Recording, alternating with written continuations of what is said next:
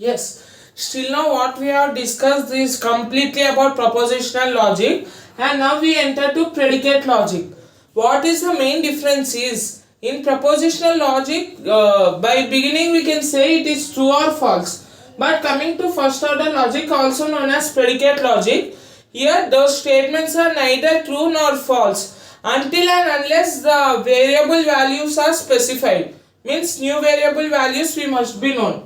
I'll give notes of it, don't worry. I am explaining an example. X plus 2 equal to 5. And if this is the statement, you can't say it is neither true nor false. We can't say until and unless x value is specified. If x value is exactly 3, then you can say true.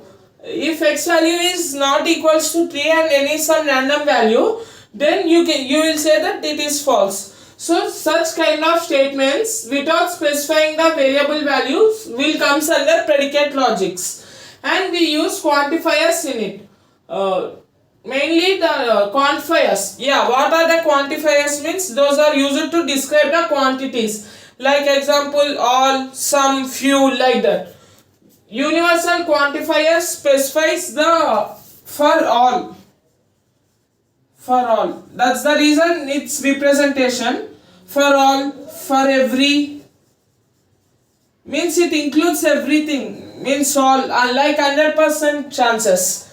And coming to existential quantifier, there exists some, such will come under existential quantifiers. There exists some, few, those all will come under existential quantifiers.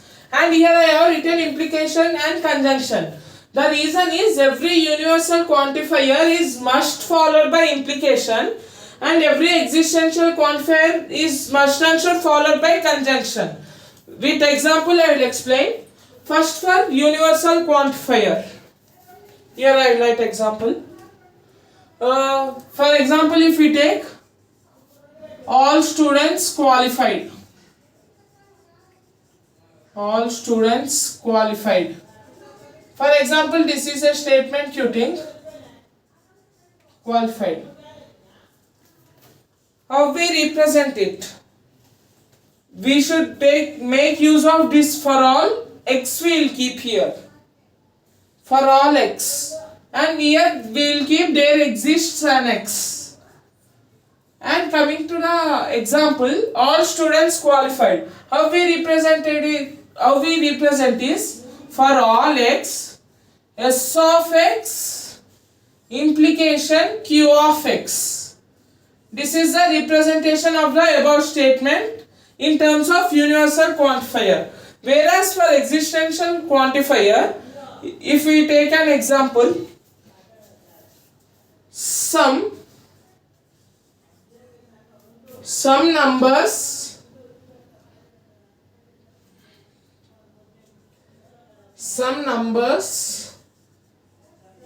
are prime.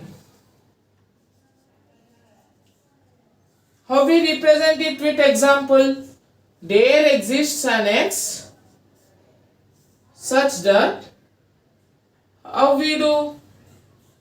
Some numbers are prime, nothing but n of x and p of x. What does it mean? Here by conjunction we know we will get the common. Nothing but in the given numbers we get prime numbers. It means that the prime numbers are existing in some given set of numbers. That's what this representation means. This representation is done in existential quantifier, since it is sum, nothing but existential quantifier. You can see here sum, for all, here all. Like this, the quantifiers are there, and similarly as we discussed the inference rules in propositional logic, for predicate logic we use two types of inference rules. One is same as the propositional logic, we have discussed those 8 or 9, those 8, right? Those we will use. And here in predicate logic 4 new we will use. Those are known as inference rules for quantifiers. And those using those 4 and those 8, we are going to find for statements whether those are valid or not. Yes. As I have explained already inference rules of logic, those 8 inference rules.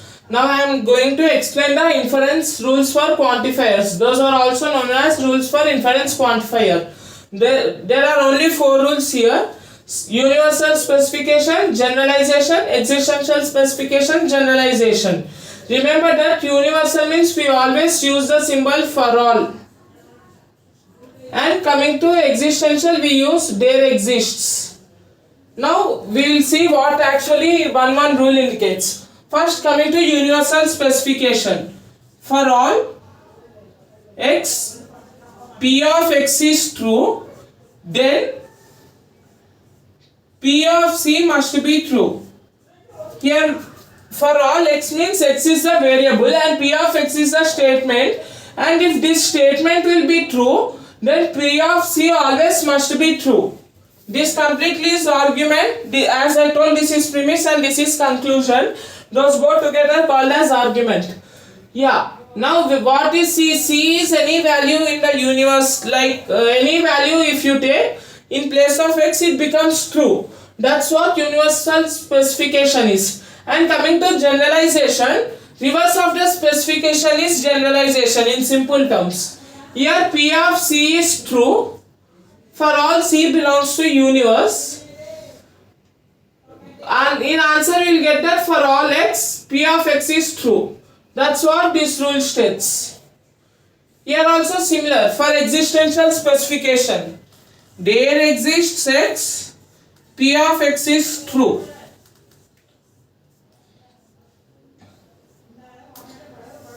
This is the premise.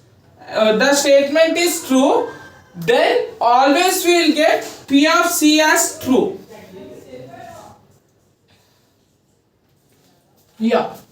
Here also similar, same as generalization. P of c is true for all c in the universe. We can take any value. Then there exists x, p of x is true. These are the rules, and now we are going to see the problems using these 4 rules and those 8 inference rules. Make a note of it. Yes.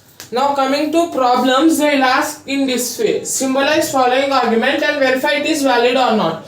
If such kind of questions are asked in propositional logic, and how to identify the differences, here you will get like they, all, like that you will be indicated in this propositional logics concept.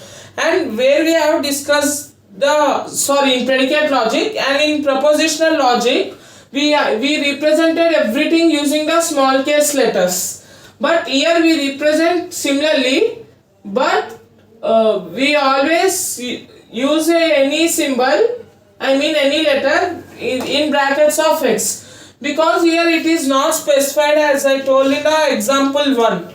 So now we are going to solve this question. Lions are dangerous animals. First we need to write it in the respective forms, then only we can do based on the inference rules. Lions are dangerous animals. Here about all lions they are speaking. So first you need to make 2 statements. Here what he is saying, there are lions, means about lions one statement is there, and they are dangerous animals, means about 2 statements they are mixing and they are forming the sentences. So let L of x and D of x you take. Yeah.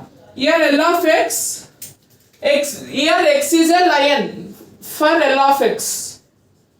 And coming to D of x is a dangerous animal. X is a dangerous animal. Now using this both we represent this first in symbolic form, then we simplify it. Lions are dangerous animals. About all lions they are speaking. So for all x, L of x, lions means L of x, and it is all, since it is always followed by implication, keep implication, dangerous animals, D of x. This is one premise. Next premise is what? There are lions. simply given only there exist sets L of x, since he has discussed only about lines. Therefore means always remember that will come under conclusion, not premise.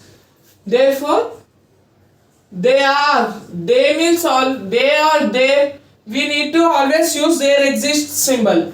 There exists sets D of x. We need to prove this making the use of inference rules. If you have noted, I want to rub this board, so I can draw freely. Yes. Similarly, as we have making use of inference rules to solve the problem, here also same we will do. Step. Next, premise.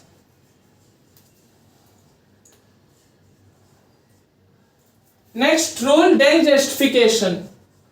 Rule, justification. Justification. Yeah. First always will be rule P. Anything begins with rule P. Otherwise we can't start solving the problem. Rule P, step 1. What is the premise? For all x, L of x implication D of x. This is the premise. Justification you can write on your own. And no, don't introduce another premise. First try to simplify it. This is, for this one, what if we will apply, we can get in terms of C, nothing but for universe value. Universal specification. L of C implication D of C. We can write, this is rule T. Using which rule? Universal specification. First step 1. Yeah, now introducing another premise. There exists x L of x. There exists x L of x. This is rule P, since we have introduced the premise. And this one we can simplify as L of C. By using which rule? Specification. Which specification? That is existential specification here. Since there exists, so existential specification, since we are getting in terms of C. For step 3. Yeah. Now if you see P implication Q true, P true, then Q has to be true. This is which rule? Modus ponens. P implication Q true, P true. Then Q has to be true. Nothing but D of C. Rule T. Modus ponens. Modus ponens. For which steps we have done? Step 2 and 4. You need to mention for which step you are applying the particular inference rule. But what is the answer we want? There exists x D of x. Can we convert it to that form? Yes, by using generalization. Since existential symbol, we use existential generalization. Step 6.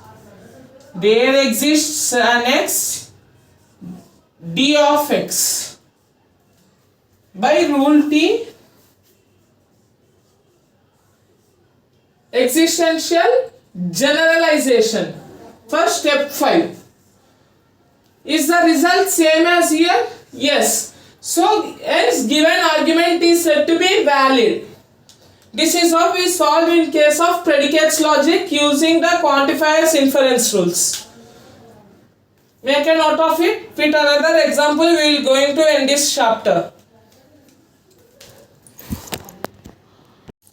Yes. This is another problem. Don't get confusion by directly taking the values. I will explain step by step. Here about what actually the question or the sentences cover is plant, animal, hearts.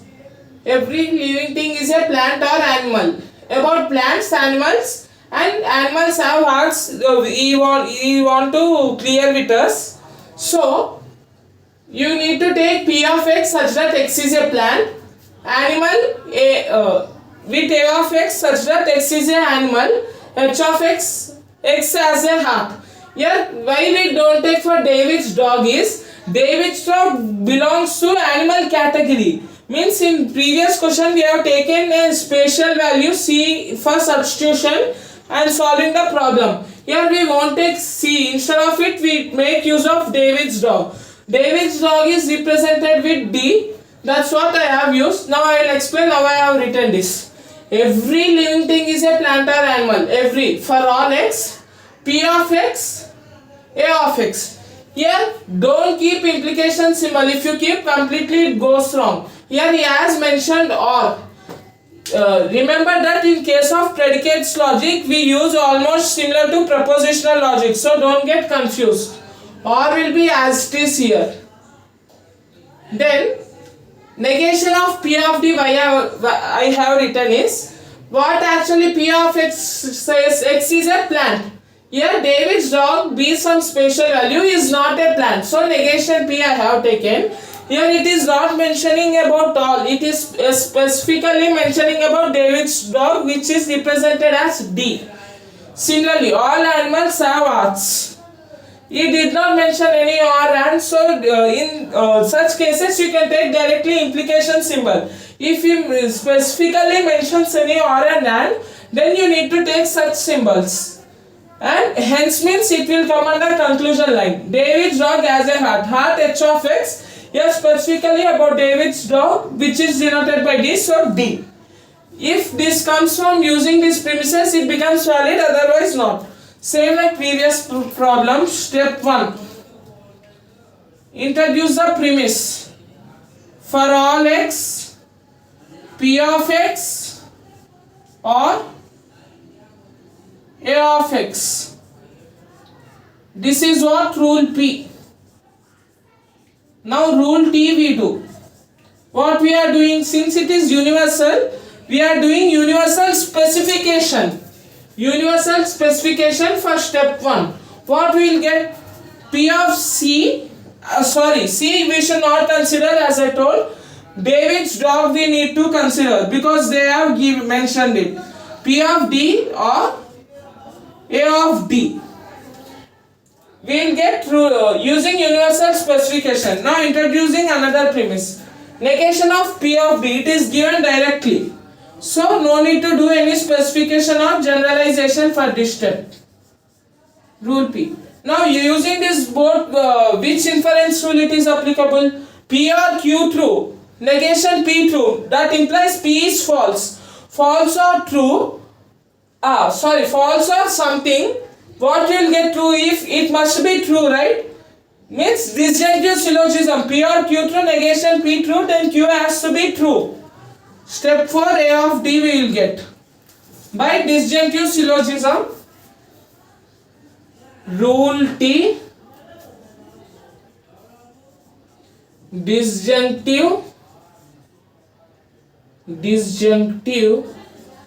syllogism. Syllogism, for which step we are doing? Step 2 and 3. You need to mention the steps always. Yeah. Now still any premise is left? Yes. Introduce that one. In step 5 you are introducing the premise. For all x, A of x, implication H of x. This is rule P. Now you do universal specification for step 5. What it becomes? A of D, David's dog only we need to take. Don't take any random value C or any values. A of D implication H of D. By rule T. Rule T. Which rule we have applied? Universal specification for step 5. Yeah. Now seeing step 4 and 6, is any inference rule applicable? P implication Q true, P true. Then Q has to be true. Which rule it is? Modus ponens. Rule T. Modus ponens. Modus ponens. For which step we have applied? Step 4 and 6. Mention the steps. Yeah. Is this matching with conclusion? Yes. Therefore, given argument is valid. That's all. Like this, we can also solve many problems. Still now, I have discussed about the problems which are valid. Let me show one example for not valid, and this chapter will be completed with it. Make a note of this one. Yes. Now coming to this is the last problem we are going to discuss. And similarly, as the previous questions, we need to prove valid or not. First, observe about what actually they are trying to convey. For all, every means for all we will keep, right? For all symbol is as it is. For all, person as a goal. Here no and no also you can write simply for all x, p of x such that x is a person. Implication goal. G of x such that x is a goal. G of x. Now second question. Some days are holidays. Some days means here some days are holidays. B of x and h of x. Because h of x nothing but belongs to days only. But those are holidays in those days. And what is the conclusion statement? Some are achievers. There exists x, a of x. Since some are achievers. Now, can we derive it? First, directly don't write every step. First, try to observe the premises. Here, p of x is there, g of x is there. And there is no link between these premises and the conclusion. By seeing directly, you can say that the following argument is invalid. Therefore, it is invalid. And in case of reason, what you write is, since there is no applicable of any inference rule for the premises to obtain the given conclusion, the given statement is invalid. Though we try to do any manipulation also, here something a of x is regarding achievers. And here there is no use of achievers. So these are not linking, and so directly we can say it is invalid. So try to observe the premises carefully. Sometimes there will be a twist also. There you need to think out of box, as we have discussed in the second problem. Thereby you can solve it to get the conclusion is valid. So try in observing the premises and conclusion, make a clear observation. Problems are simple, but you need to think which rule to apply when and how to get the final conclusion. Thank you. With this we are ending mathematical reasoning and logical inference. And next chapter we will discuss regarding relations and sets. Thank you.